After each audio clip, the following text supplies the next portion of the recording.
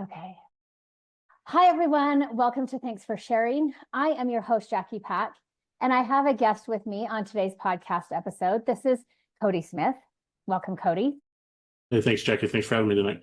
Yeah. So, Cody, let me introduce you a little bit to Cody, and then he will introduce you as well because he knows more about himself than I do. Cody is a newish, not brand new, but a newer intern at Healing Paths. You started in January, right? Your internship? Yes, I did actually. Yeah, so about 5 months in now. Yeah. And, Cody has his own interesting story that brings him into addiction work and addiction recovery work, which is not uncommon at all in the addiction field. And so I thought it'd be great to have Cody on and have him introduce himself to you guys as listeners. And if you are a listener in Utah and would like to work with Cody, he does have openings on his schedule. So you can work with him. He's at our downtown Salt Lake City office, or he's able to work virtually, depending on where you're located. So Cody this is a second career. It's a career change for Cody. And I'll just have him talk a little bit about that. And then we're going to get into more of that as we get into our podcast topic. Yeah, thank you. Yeah, so I actually found my way roundaboutly into the therapeutics world. I've been a part of other practices of therapy for a number of years now. So about 10 years ago, I went and I was served time as an independent personal trainer, as well as a holistic health and nutrition coach that uses some therapeutic styles for health coaching techniques, which led me to actually go into massage school. So I'm also a licensed massage therapist, and that's my current full-time profession as I'm finishing up my master's degree through my internship here at Healing Paths. Yeah, and I was really impacted by therapy as a young adult. Like a lot of people, we all have our traumas and things that have happened to us. And I've just really found that mental health counseling is a very powerful tool that has changed my life in more ways than one. And then I do have a past with substance abuse. I have been clean for a little over 8 years now. So kind of working with addiction and everything has been something that's been on the forefront of my mind throughout my entire mental health education. Nice. So as Cody's saying, there's a couple of degrees you can get to become a therapist. Cody's in the clinical mental health counseling field. There's a lot of overlap between them. I feel like, there's some basics to becoming a therapist that all of these degrees, they each have their own maybe focus, but it's not like the other two don't cover that information. So yeah. So you're in the clinical mental health counseling field and set to graduate. Is it in August? In the fall, so I think it's closer to December is when my internship would officially wrap up. Nice. And then I would just submit my transcripts for licensure. But outside of that, all my classwork's done. So it's just now getting the hands-on experience. Mm-hmm. Nice. And as interns, often, before they get clients, they'll usually sit in on some sessions with therapists. I know you've sat in on a few of my sessions. I don't know if you've sat in on some groups. I don't know if you've sat in on other therapist sessions or. Yeah, I have. So I've had the opportunity to sit in I think 5 different clinicians now. Nice. Okay. As well as multiple levels of the group counseling for, a number of sessions as well. And then the time that me and you have had together with a few of your clients as well. So yeah. I've learned a lot of great things from experienced members in the field and the people who work here at Healing Paths. Yeah. Yeah. And I felt like in the sessions you sat in with me, you had valuable things to contribute. Often we don't want an intern sitting in just like a fly on the wall. And so I always say, feel free to, you don't have to lead the session, but participate as much as you want or feel comfortable or add to. So that's always been the things that you have added in the sessions you've sat in on. I felt like were always beneficial and even some knowledge outside of, not necessarily like with one of my clients, you were sharing some things that I was like, yeah, I do not have this knowledge. It's not necessarily therapy knowledge, but you could talk to him about, I don't remember what it was now, but it was really helpful. I was like, oh, good. Cody's here. Yeah. I kind of pride myself on that. I mean, I've, like a lot of people, I've been around, I've lived a lot of different experiences. I've had the blessing of being able to retain a lot of practical knowledge for a living and really kind of have that skill to break down more like theoretical conceptual things down to an everyday practice to Mhm. really help and aid clients with what they're struggling with and kind of help them develop those coping mechanisms and building that self-esteem and awareness. Yeah. Yeah. As well as, being able to just understand kind of where clients are going through and understand the healing process yourself. I mean, I think any therapist is only as good as the work that they've done personally and can only take their clients as far as they have been willing to go themselves. And Absolutely. I think that's a valuable thing to have as a therapist. I think to be able to step into places that you've already stepped into for yourself. Right. Yeah. Yeah. Yeah, I found it to be a very good benefit. It really just Mhm. help build rapport with people. Yeah. Um, Especially because I can, and like a lot of us in the industry, right? You can truly empathize with an individual Mhm. when you've walked where they're at. Right. I Yeah. may be 8 years separated from some of the stuff that ailed me, and I Mhm. get the opportunity now to walk in those first steps Mhm. with Yeah. these individuals as well and speak my own journey on top of, the great work that we use with Patrick Carnes and everything. Mhm. So Yeah. Yeah. absolutely. Yeah. So let's get started. I asked Cody what he would want to talk about in a podcast episode, and he took some time to think about it, but got back to me and said, let's talk about self-sabotage when it comes to recovery, which I think is I don't think I've done a whole episode on that. I might have mentioned it in some episodes, but I think that's great to like spend a whole episode talking about self-sabotage and what that looks like in the process of recovery. Yeah, I think it's a topic that's not really addressed too much when speaking with addiction, right? Mm. Like, we all know that getting to the place of understanding where you need help, whether it be just social support and or, obviously clinical healing paths here. But there is this long journey of this addiction cycle that runs. But even though you may be at the rock bottom of the cycle itself, there are specific, let's call them, behaviors that really kind of sabotage you from finally getting the help you need. Mhm. Yeah, so I mean, I really love, we use that Facing the Shadows by Patrick Carnes.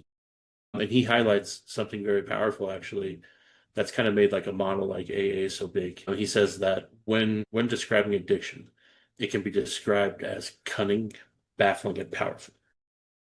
This means this inner addict, this behavioral thing that's been developed through, call it whatever, trauma, the social aspects of life. It begins to take over. And then actually the behaviors themselves stop individuals from getting help. Right. Right. They just get in the way because at one point, usually those skills served them, but they just are now getting in the way of the work Yeah, that they need to do for healing and to have the life that they want. absolutely. And I mean, and this looks different ways too, right? Like not just as simple as continuing the behaviors that have led them here, but rather it can show up in temptations, right? Even Mhm. just the small acting out as they're trying to manage the issues. It can look like procrastination that locks people out from actually seeking the assistance and help they need. It can be distractions, and it can even develop into other addiction behaviors, Mhm. whether it be, other substances, adrenaline, dopamine, food. It can develop in many different ways, which then ultimately continues this shame and guilt spiral that ends up with the individual and maybe even developing more self-hatred, Mhm. loathing, and even struggling with other mood disorders that continue to impact their internal ability to see and recognize that they need to take those first steps to get some help. I also think, self-sabotage can show up anywhere along the line Right. in their recovery process. So it might look different in more, like therapy down the road or recovery down the road. It's going to look different, even if Yeah. it's sometimes like maybe you mentioned distraction. I'll just use that one for example. Maybe the distractions at the beginning of the work looked like one thing, and a year in, it might still be a distraction, but it looks different. Absolutely. And it's a way for the behaviors or like how like Carnes uses it or like A uses it, this inner addict Mm-hmm. has now created it to make sure it stays its place, that the Right. individual stays loyal to the addiction itself to keep them in that addict. Yeah.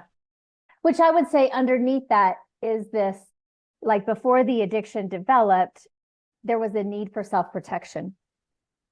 Absolutely. And addiction in and of itself is a form of self-protection. It's a maladaptive form of self-protection because it can actually do a lot of damage to the self, but it starts out as a protective measure.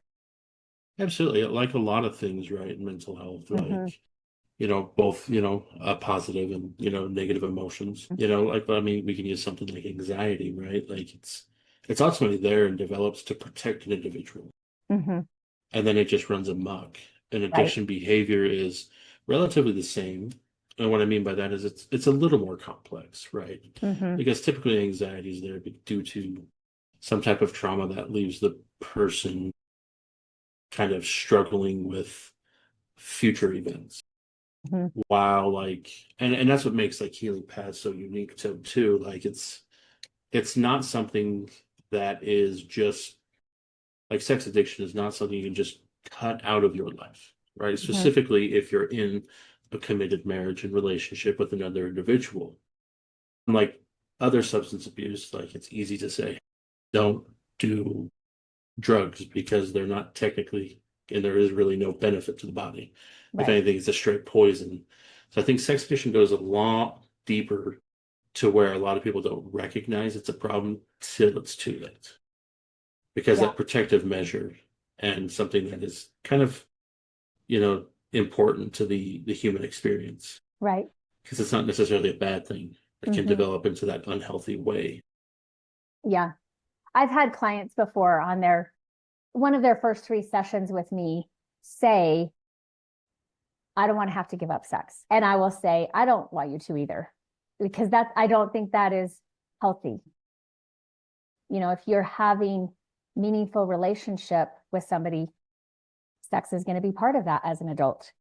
And it can be, it's just a matter of how do we approach it? What purpose is it serving? Those things might need to shift. But I wouldn't say that healthy recovery involves abstinence from sex. No, and I would agree wholeheartedly, only for that simple fact that there is a biochemical need for that type of intimacy and connection. Like we can't just turn that off. Mm-hmm. I mean, we can for a period of time, right? But at the end of the day, it's still a need and drive for the body that needs to happen. Mm-hmm. And that's why I really love, the CSAT model and stuff because Yeah. it doesn't preach an abstinence recovery style, Right. but rather finding those triggers that are unhealthy behaviors versus Mm-hmm. healthy behaviors. Mm-hmm. Yeah. Well, and often with any addiction, but let's say with sex addiction specifically, addiction is a way of numbing, escaping what's happening internally in the body, right? The emotions, Right. the memories, the belief system that developed because of trauma or these experiences that happened. And so approaching sex from a way of trying to numb and escape, that's not a need. I mean, it might, Right. like, again, if we're talking about the protective measure, then Yeah. we get that, but that's not a healthy need or a way to connect with somebody. They're usually not connecting with somebody.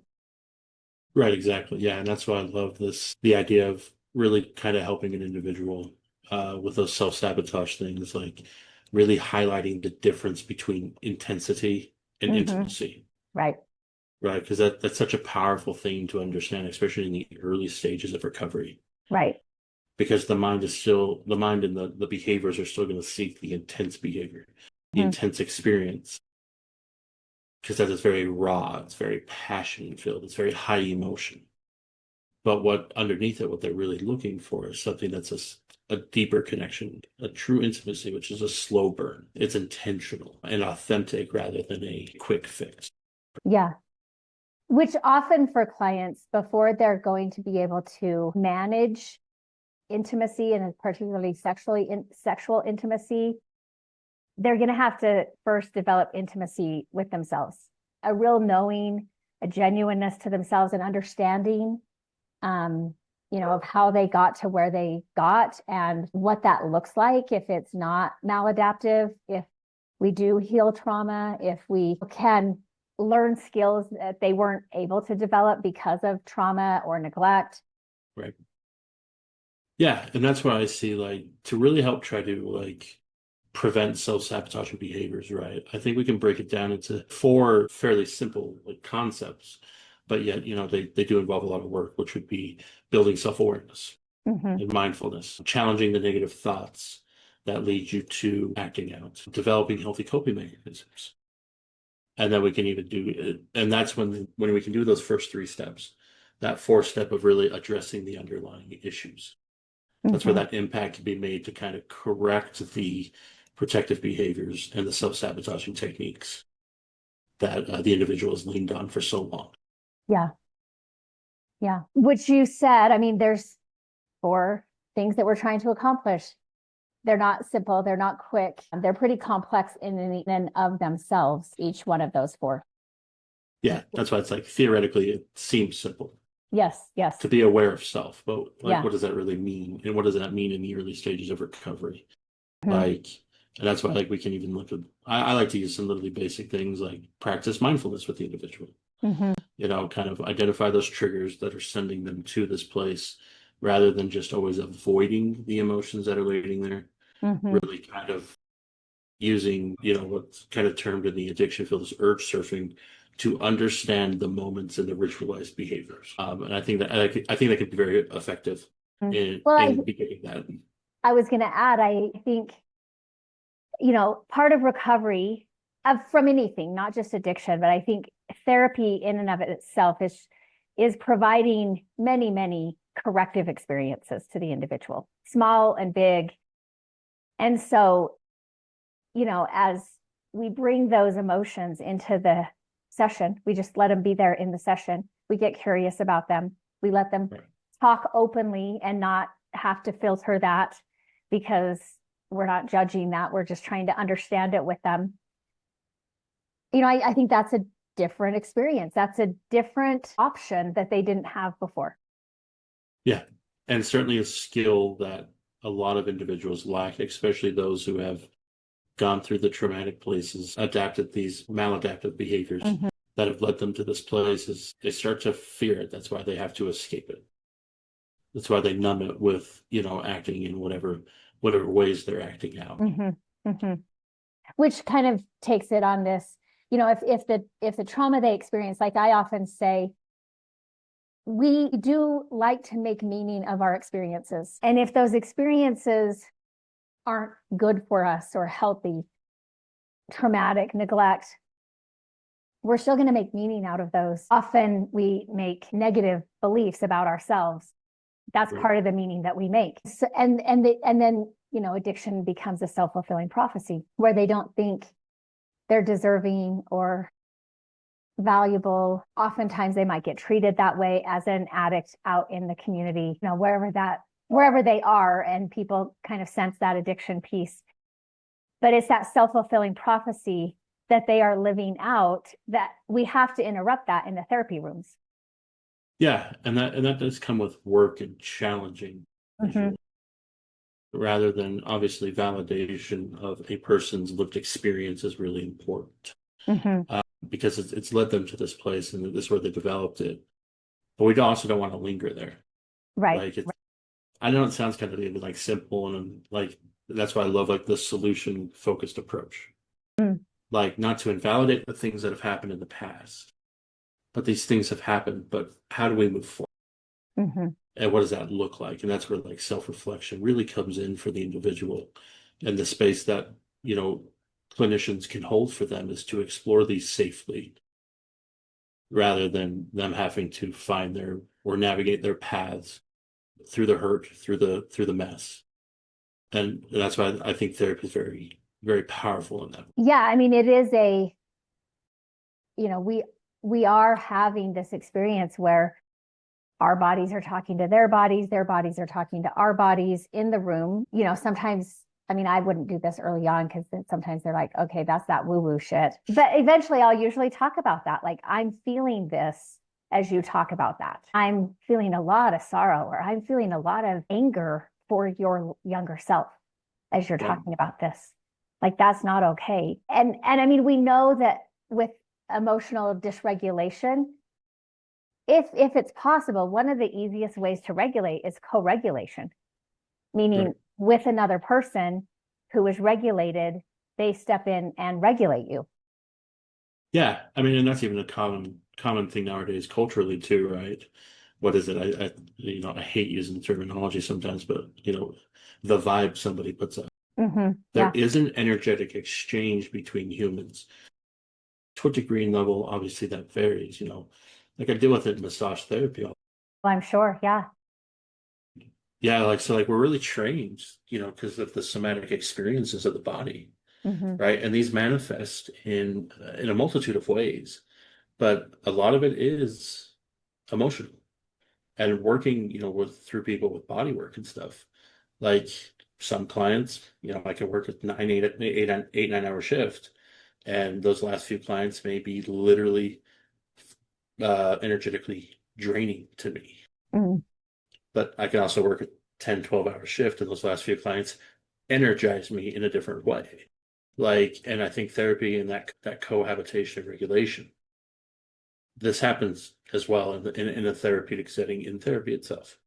And I think that's important for individuals to find that type of place to where they can feel that. That's that therapeutic relationship. Well, at least an aspect of it that really helps an individual.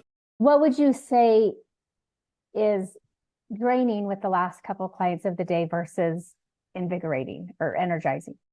Yeah, you know, you use the terminology of getting to that crazy stuff. But there is this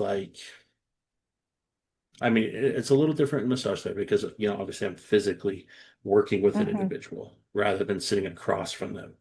But they may be exhausted themselves, right? And in order to kind of filter that through, it pulls on me to kind of bring them to a place, or, they're dealing with some really heavy stuff. And it does show up in the body, Yeah. quite regularly. I know there's the, widely popular book, The Body Keeps a Score. And, and there's something to it. Like, and you can feel it within somebody, kind of like when you're sitting across from them and they're not, you're not vibing right, because there's just something there. There's something intangible, right? And that's why that energetic exchange can be so widely different from literally client to client to client. Yeah. Yeah. Especially I just say especially in body work, but I've noticed the same thing in my 5 months as an intern, even in mental health. And I think it comes from that place of empathy though too, in the therapeutic field, especially in the therapy room, like you're dealing with some heavy stuff a lot of the. Yes. And we are going to feel that ourselves. Like that's not something that we let our client experience, and we aren't touched by that. We are going to be feeling that. Absolutely. And I think a really strong, I guess you call it evidence of it, is let's use like our marital partners. Like we can tell if something's bothering them. They don't have to say it. They don't have to open their mouths. It's the way a person holds themselves. And like that, as that therapeutic relationship you build with, clients inside the therapy room, you start to understand these things. Words necessarily don't have to be said, right? I think what they say, communication is like 50% words, 25% tone, 25% body language. Right. But it's like, why don't we put more emphasis on this to understand how to communicate and allow, specifically as therapists, to help that individual? Because sometimes words don't need to be said. Well, and sometimes words are inadequate. Absolutely, yeah. They don't touch near the depth of the struggle that's going on with it. Yeah. But the release and the expression of those, not verbal expression, right? That speaks to the pain or the weight that they're carrying. Absolutely. And the clinician across from them can really be that place to take it in and filter it to something. And a lot of that is validation. And I know that, in our modern culture, it kind of sometimes gets overplayed with validating unhealthy behaviors in individuals, but that validating is very important, specifically towards hurt, Right. because there's something deep there that has cut somebody to their core. Just because you may not understand it doesn't necessarily mean it's not real. It's Mhm. not real for the individual. Yeah. Yeah. Yeah. And using that connection that you have with them in the session. As you were talking about clients that are like massage therapy clients that might be energetically draining, it made me think of a client I worked with a long time ago, and 20 minutes into his session, I could hardly keep my eyes open. And I'd be like, what is my deal? Like, I think I slept fine last night, right? I'd be like, I wasn't tired last hour. And then I'd notice the next hour I was fine. And I'm like, it took me some time, but then I'm like, I Right. don't think this is me. Yeah. So what is happening for him that like I can tell time, I can tell it's 20 after the hour because I can barely keep my eyes open. And so I brought it up and I said, I think you may dissociate and not be aware of that. Because I think I just would feel like there is nothing here, which I'm fine if nothing's there. Like, and I'm just in my office alone. That doesn't make me tired. But when I'm sitting with a Right. person and they are anywhere else, like it's just, I was like, I'm so tired. And Yeah. fortunately, I had the relationship with the client that he could say, he got curious and said, what do you mean? And I said, like, I just find about 20 minutes into our session, I can hardly keep my eyes open. And I think it's because you're not here with me. And it was actually really powerful for him to hear that. Like he didn't feel judged. I wasn't judging him. I was just talking about my experience with him. Yeah. And that what he was bringing. And we were able to then work with that. And he was able to tolerate staying present eventually for the whole session. Yeah, what a powerful thing for him and for, obviously you as a clinician to kind of pick up on it. Like it's Mm-hmm. really a lot of people aren't necessarily attuned to it, especially in our own lived experiences of ourselves, right? Because our perceptions are usually off to some degree, whether it be Right. positive or negative. Yeah, that's something that obviously I've been very, very blessed to have through my experience as a massage therapist, Mm-hmm. is I can really tell those things.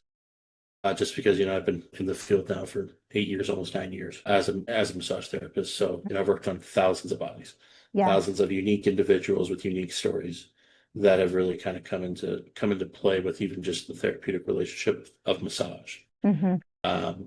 Some people treat, like, I know there's the colloquial, hairdressers like a therapist. Uh-huh. Well, massage is no different. People get on the Yeah. table. Some of them just they dump their life story, which is fine. Like that, it's a space of obviously acceptance and healing, both Mm-hmm. bodily and emotionally. And it's just even more so within the counseling profession. Yeah. I mean, I've talked with my hairstylist about it because she will say some people just open up and I'm like, yeah, my clients, if I went and started like shampooing their head or massaging their head, they'd be like, what are you doing? That would not open them up. But I just think some of that physical touch that feels pleasurable, like not in a sexual way, but just it feels good, or it gets into some of the pain where the emotion is stored in the body and it's being released. You can kind of cut through the facade because you're Absolutely. you're using physical touch.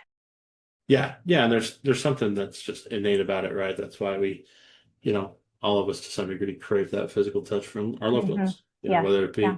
be, in our young years of nurturing, of a hug from our mom or dad, Right. specifically in the moments of emotional dysregularity, right? I've got two young kids. My 3-year-old, he's got a very, very, very short fuse. And sometimes like that, he'll just do it and he just needs a hug, Mm-hmm. right? And even more so as adults. And there's just such this complexity that derives from that, this need for touch and love. But yet it gets skewed as we grow up in these relationships and conflicts with boundaries and all these more abstract concepts that come into play, but we still have a need for it. Mm-hmm. Yeah. It And never goes away. not just a sexual need for it. We have a Yeah, need for a lot of different types of touch. absolutely. Yeah, and that's why I really love the discussion of what is intimacy, right? Mm-hmm. I mean, at a bird's eye view from what we're usually taught culturally, it is a physical engagement, but there's so much more to it, especially that emotional piece. And sometimes it's just an emotional hug. right? It's I Mm-hmm. hear you, I see you, and what you're experiencing is real. Yeah. So now Yeah. let's address it. And it still has that same style of a physical hug Right. without any physical touch. Mm-hmm. I think it's important for all of us to kind of understand that as individuals, like we're just this mess of things Mm-hmm. sometimes. And sometimes that's all it takes Yeah. is a touch or a different style of touch to get some assistance. Right. Right. Yeah. Okay. So I think we were talking about awareness. You're trying to bring me back on track, and I'm forgetting where I went off.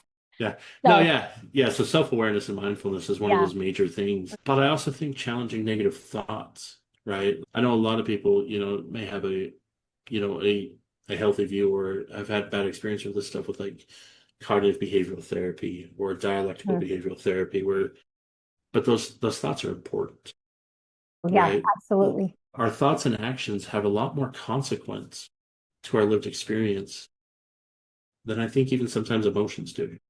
Because I Right. think our thoughts and our actions drag our emotions and our physiology behind us. So if we can Yeah. kind of help bring that self-awareness and mindfulness, and then now start to analyze and challenge the thoughts that are leading the person back into these self-sabotaging behaviors, or even just the addiction itself. We really start to build that strong toolbox for them to replace those negative thoughts and even question the validity of the negative thoughts that hold them in such a place. And understand where the belief came from or the thought came from, because again, when they're making meaning of an experience in the moment, I mean, they may still be inaccurate, but the meaning they make makes sense. I'm thinking of like the little kid that has a parent who often rages at them for just Mhm. being a kid. Right, And they are going to start thinking something is wrong with me because I make them so upset. right. Yeah, And there's like it makes sense that they would draw that conclusion as a young kid, but that's not really about the kid. That's about a parent who is not very regulated or doesn't yeah, understand children's behavior. yeah. Or maybe they just don't have that emotional intelligence Mm-hmm. to be able to be mature enough to hold it together and model something Mm-hmm. for that younger kid. I'm very mindful of that with my own children. Because I even notice like if I change my tone in just the right way, Mm-hmm. like it sets them off. And it's a Right. defense mechanism. It's no different than us as adults dealing with that in the everyday world. If someone came in belligerently yelling at us, we put our defensive guard.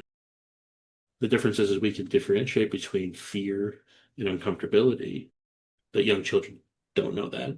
And then it Mm-hmm. just develops over time. And then like evolutionary psychology and like we can get into the neuroscience, but that's kind of a different conversation. But it's like it locks it into a pathway. Mm-hmm. And we Right. have to go in and rewire the brain's pathway to challenge those negative things that have been built up for decades. Right. If not, I think it's a very crucial thing specifically for self-sabotage because these things have developed to the point where you're dealing with the issue, but also why you can't get out of it. Yeah. Which is great because once we understand that stuff, that's where we can really start to develop those coping mechanisms. While we start that process early on, right, to help them establish sobriety and continue working towards their goals, which is very important. I think that's a healthy coping mechanism that a lot of people don't put enough emphasis on. This goal setting itself is a coping mechanism, because it allows the individual to kind of break the thought pattern as well as Mm-hmm. cope with what's going on because they want to see themselves somewhere down the line. And it's always not the large goals, right? Like the old saying, Rome wasn't built in a day. Like it's the smaller things that lead to those large breakthrough goals that can really help people cope with the struggle that's going on internally. Yeah.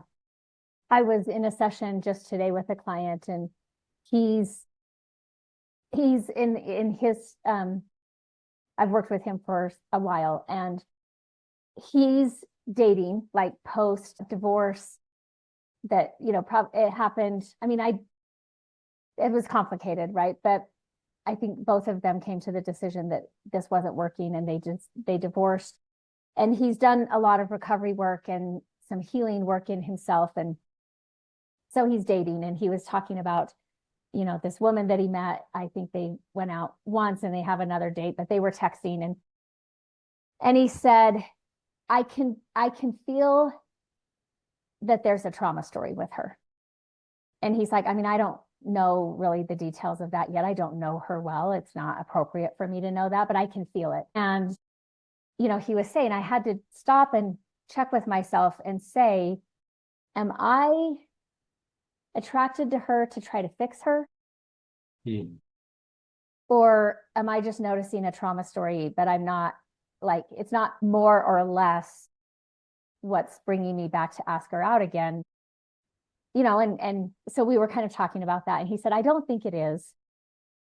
But, there is a belief for him of trying to make mom okay. And he's like, I don't want to transfer this trauma of trying to fill the holes in my mom and then doing that with women I'm dating. And he's like, I don't think I am in this situation, but I did have to pause and ask myself and kind of reflect on that. And I was like, yeah, that's great to reflect. I mean, I can't tell you if you are or not, but you have, like, the way you're explaining your process and your thought process, it doesn't sound like it. And, we were kind of laughing a little bit. And I was like, yeah, if only that younger self could have said, mom, I'm trying to fill these holes in you. You're not getting better. I'm getting worse. Let's stop this relationship here, like, because it's not working for either of us, right? But also him being able to say that today. I mean, his mom's passed away, but being able to say, yeah, I don't need to try to fix my mom. I am fixing myself. I'm healing myself. And I want to be a healed, authentic self. And that's beautiful. Yeah. And it really is. That's why I like the work of Harville Hendricks. Yes. And finding that imago partner. And that's what it seems like he has that realization from, because he started to develop the self-awareness. He challenges the thoughts that are pulling him into that place. And he's developing those coping mechanisms on changing the story by both practicing that self-compassion, right, but also developing the habit of, one, even prioritizing self-care. It's not my job to fix. It's not my job to heal. And that can be a weight lifted off a lot of individuals' shoulders, specifically in the realm of, like intimacy and relationships, to understand that each of us have a responsibility to the things that we're dealing with and going on. Right. And that as a child, there is a sense, I don't even know if it rises to conscious thought, but there is a sense that my safety is dependent on my caregivers being safe people and being okay. And that's where that parentification can start very young, where the child is trying to prop up the parent so that they can feel some sense of safety. Yeah, and that's definitely, obviously just the unhealed work of the individual, the parent, right? And it goes back to our, we touched on it basically with the underdevelopment and maturity emotionally of parents in general, right? Like, me and my wife talked about that early on with, child rearing and stuff. It's like, we spend all this time, especially as like professionals and adults, to learn all these other things. But how come we don't actually learn about how to parent properly? Which means first working on ourselves and modeling and being an example, because of the damage that's done, that we don't know how it's going to end up. Right. And obviously none of us are perfect. We can't stop it, but we can at least hopefully prioritize some things to maybe limit the damage. So we don't have clients who are so, distraught and unregulated. They come in trying to heal from the stuff that has spiraled them down to this place. Right. Right.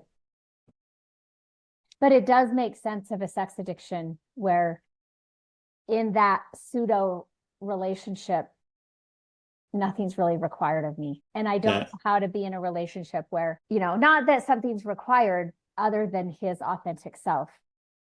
And I think, previously he didn't know what that was. He had no idea. So that wasn't developed strong enough for him to try to date well, right? And now he's been making a lot of progress in terms of recovering some of that, like some of the authentic self. He's recovering that. He's developing that. He's exploring that. He's having fun with that. It's great.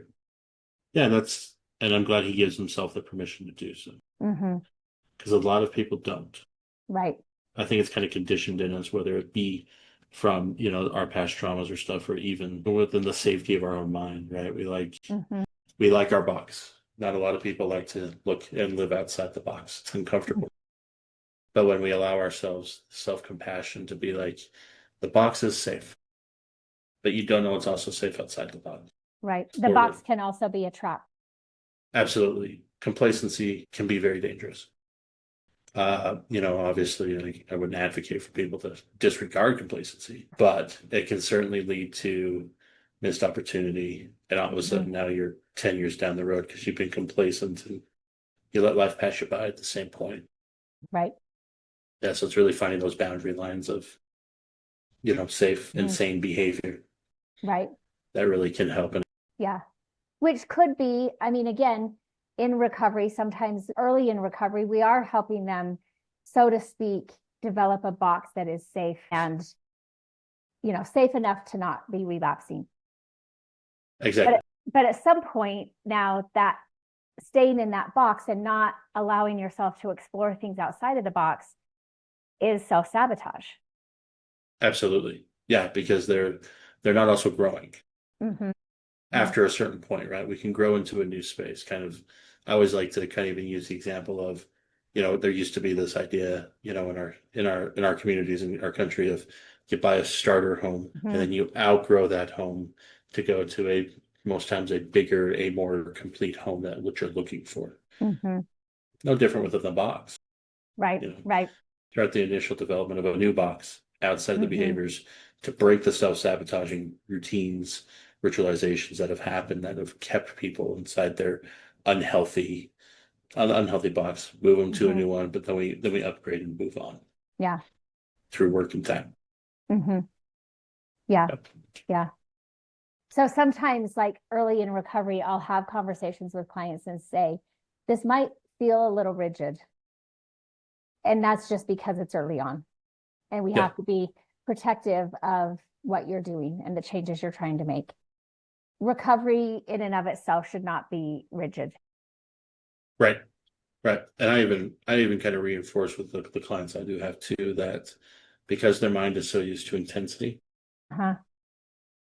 that recovery in the early days is boring. And it's important to recognize that because you have to be okay with the boring. Right. So that way you don't fall into those self-sabotaging things, because your mind and your behaviors are desperately trying to find some type of intensity. Because it's in that intensity that's developed the unhealthy habits and behaviors that do have. Well, and it's in the intensity that allows you to bypass what you're escaping or numbing that's in your body. And so getting a lot of that dopamine hit allows you to not have to spend time with the pain or the sorrows of your previous experiences and hopes and dreams for yourself that you gave up on. And so, Absolutely. yeah, I think it can be boring initially. Yeah. Yeah. And that's also probably a good place to be, right? Because then we move on to that fourth little step of, self-sabotage behaviors, which is address the underlying issues. Calm the mind, give the dopamine receptors a break, right? And then address the issues, the underlying traumas, the hurts, the sorrows as you've, laid out as well, and help them build that self-esteem back up and recognize and embrace their strength. Yeah. Yeah.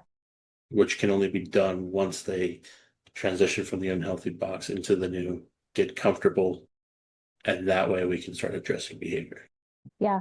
And often I will say, like, once we're sober and we're moving into recovery should evolve with you. It should always be serving you, and not in the way the addiction was serving you, but in a way that it always fits with you and your growth. Yeah. Yeah. And that even, obviously over time develops into not even labeling yourself the addict anymore and limiting yourself into this past self. Right. Like, ancient wisdom even teaches like put off the old and put on the new. And we have to get to that point. It's at some point through the therapeutic process And sometimes it takes a while, Yeah. depending on the levels of the stuff and the work that one's willing to commit themselves to. It doesn't necessarily have to be that long either. Mm-hmm. I mean, obviously, a proven track record of changed behavior is obviously necessary, and a reduction Mm-hmm. of, experienced symptoms of these things is Yeah. 100% crucial, but it's a developmental process. Yeah. Yeah. Yeah. Absolutely. I have a client who he says that his 12-step group has a saying, for those people who are longtime group members and have recovery and are sponsoring people, which is where he's getting to. I don't think he's a sponsor yet, but that's more due to his work schedule right now. But he says, in my group, I've heard them say a lot, I'm a recovered addict recovering from life. Yeah. Like Beautiful. the active process is this, I'm always recovering from life and the experiences of life. The addiction part is recovered. I've recovered the part of me that got lost in addiction. And what a powerful truth to step into. Yeah. Yeah. Because life itself is traumatic. Mm-hmm. And then you add the turmoil and chaos that surrounds us. Mm-hmm. So it's like, I love that saying. I think that's something that more people need to embrace. Yeah. Yeah. But he's probably done a lot of work to Yeah. get to that point, because that's what it is. It's Mm-hmm. work. Yeah. Yeah. Yeah. Work that pays off, though. It's a lot of Absolutely. work with a pretty big payoff. Yeah, exactly. I mean, and breaking those self-sabotaging behaviors, if one can find a way to persevere and they Uh-huh. take those first steps and consider all the obstacles and what life has taught them through that, not only do you get to live a new life, but you live a much more conscious life. Yes. I had like probably the past 2 weeks, I think like last week, 4 of my sessions, I think I had 25 sessions last week. 4 of them, they were talking about, like, most of them did not have the language. So they were talking about an experience they had recently, and they're trying to describe it, and they're saying, I don't know the word. I don't have the word for it, but they're trying to describe it. They're trying to paint this picture for me. And I said, I think the word you're describing is love.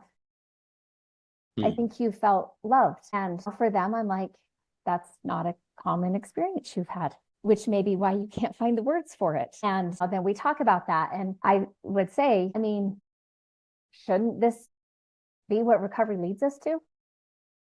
That ability to experience love for ourselves and from others and to love.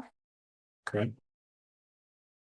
Isn't that a great gift that recovery gives, to finally feel that and know what that is?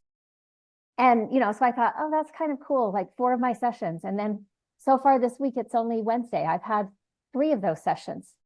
And I'm just like, okay, like this is awesome that a lot of people are, like, one of my female clients was saying, she was acknowledging the way her family of origin still loves her, which is not loving. But she was also saying, I think in my little family, I am learning what love is, like real love.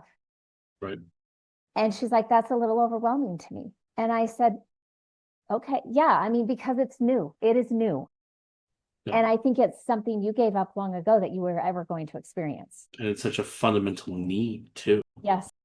that, this client's entire life has been maladaptive to a let's call it inappropriate or unhealthy way of expressing love. Mm-hmm. And now that's just receiving it for the first time. The mind doesn't know what to do with it.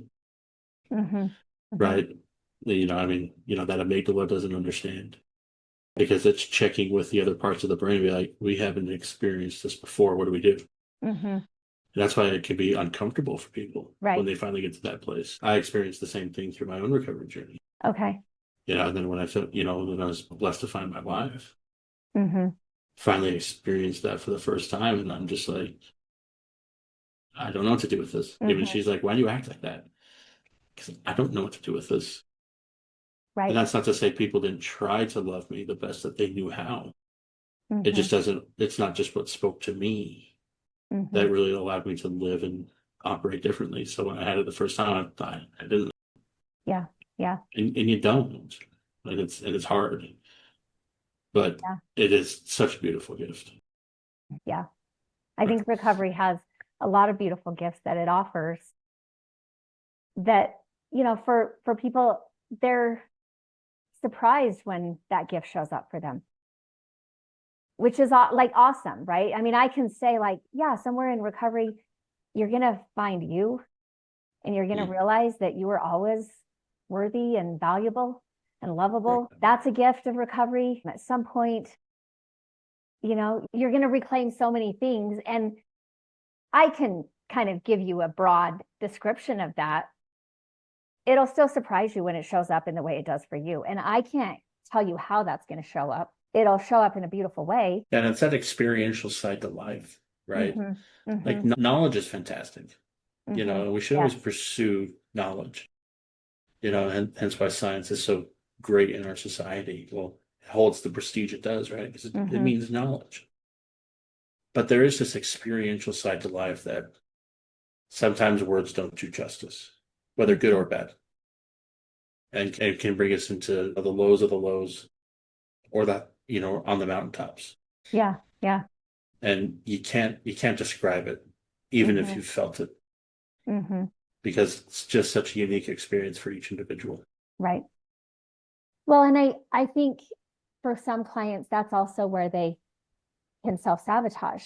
You know, I've had clients who will say, I know what I'm supposed to do. I know. And I'm like, I know, you know, what are you feeling? What's happening now? Like, what's getting it? Like, drop down into your body. What's getting in the way of your knowledge? Like, what's sabotaging the knowing that needs attention? Like, it's not just sabotaging it. We need to pay attention to what this is. This needs some attention and healing. Right.